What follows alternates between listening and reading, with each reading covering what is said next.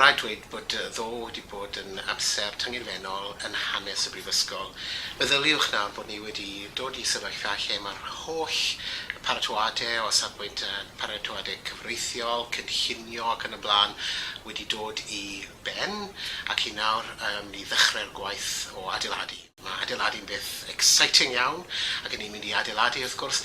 Byddech chi'n gallu disgrifio fe fel rhyw fath o ddinas i perianwyr.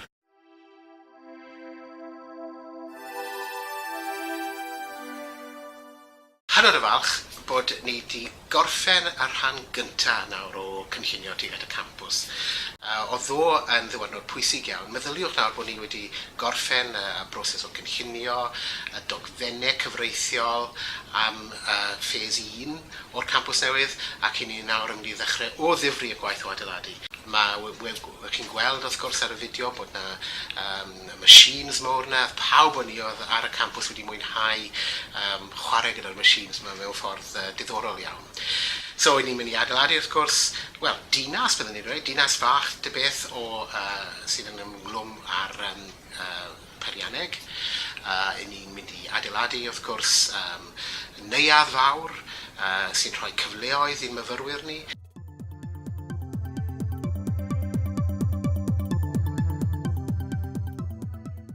Ysgol Fusnes ac Economeg Newydd sbon, ac wrth gwrs i ni'n mynd i adeiladu lle mae myfyrwyr yn cael lle i fod yn llyfrgell, ac hefyd wrth gwrs lle i fyfyrwyr i fyw.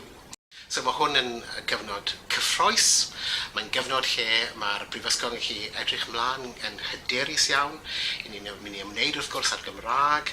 Meddyliwch nawr bod ni'n mynd i gallu rhoi cyfleoedd i bobl i ddysgu trwy gyfrwng Gymraeg, perianneg, busnes ac yn y blaen, ac mewn cyd-destun sydd yn hollol newydd ac sydd yn fodern. Dyna chi cyfle nawr i ni fel Prifysgol i ymwneud â'r broses yma o creu gwerth i'r economi yng Nghymru, ac gwerth wrth gwrs wrth roi profiad i myfyrwyr. Mae hwn yn amser da.